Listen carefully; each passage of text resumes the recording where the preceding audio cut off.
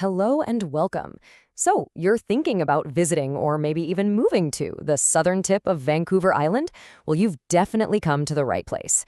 We're going to break down one of Canada's most beautiful and surprisingly diverse regions, Greater Victoria.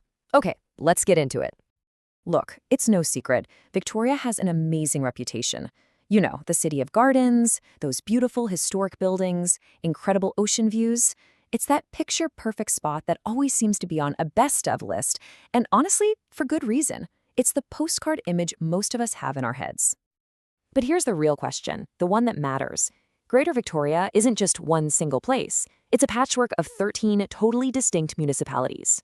And let's be real, the perfect spot for a tourist on a weekend getaway is probably not going to be the same place a young family wants to plant roots. So how in the world do you find your spot? That is exactly what we're going to do right now.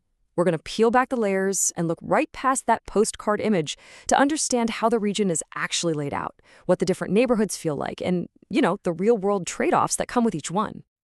Okay, first, a super quick orientation. When people say Greater Victoria, they're talking about this whole area down at the bottom of Vancouver Island.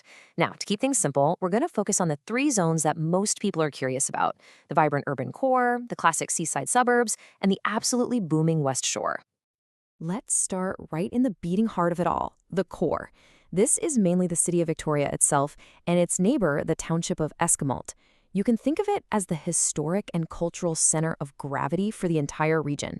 I mean, this is where it all began. And the one thing you have to know about the core, walkability.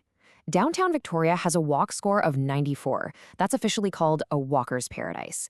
And that number tells a huge story about the lifestyle here. It means you can genuinely live a car light or even a totally car-free life.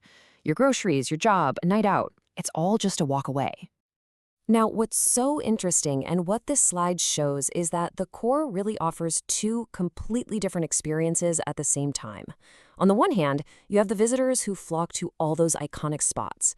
But for the people who actually live there, the real magic is in the local neighborhood villages, places like Cook Street Village or Fernwood Square, which have their own cool local vibe just a few blocks away from all the tourist stuff.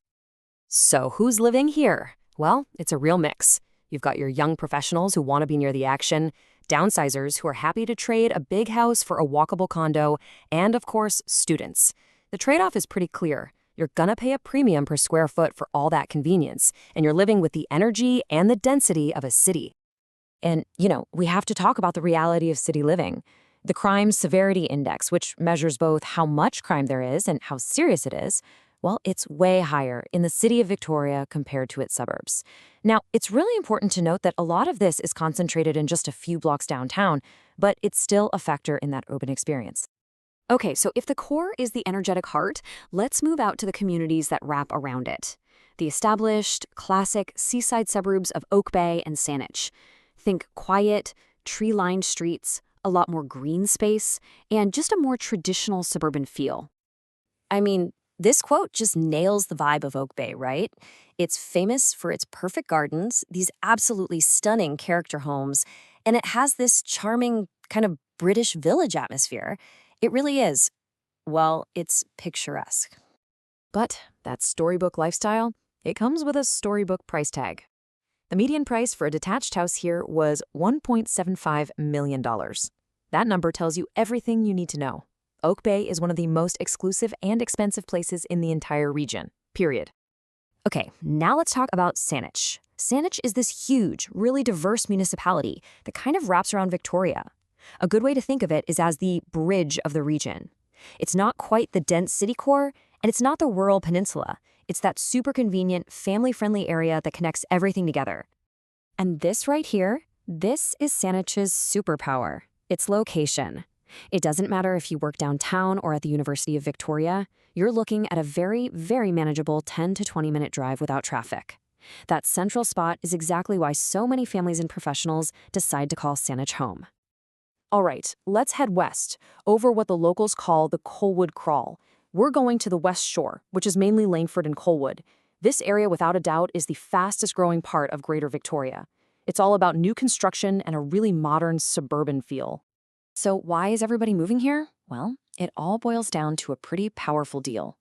You generally get more house for your money, a newer, often bigger house with a yard, in communities that are just packed with family-friendly stuff like new schools, sports fields, and all the big box stores like Costco. It sounds pretty great, and for a lot of people it is. But there is one major, unavoidable trade-off that every single person living in the Westshore has to deal with: the commute.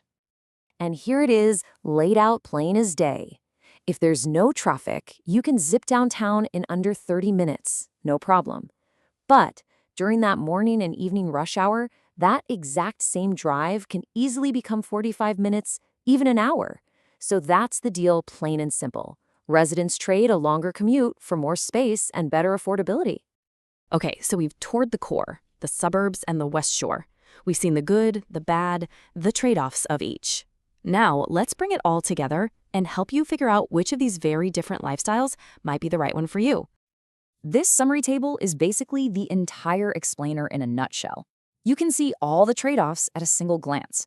The urban core, it gives you amazing walkability, but it's going to cost you more. The seaside suburbs, you get that quiet, leafy vibe, but affordability is a challenge. And the West Shore delivers on price, but you've got to accept a low walk score and that tough rush hour commute.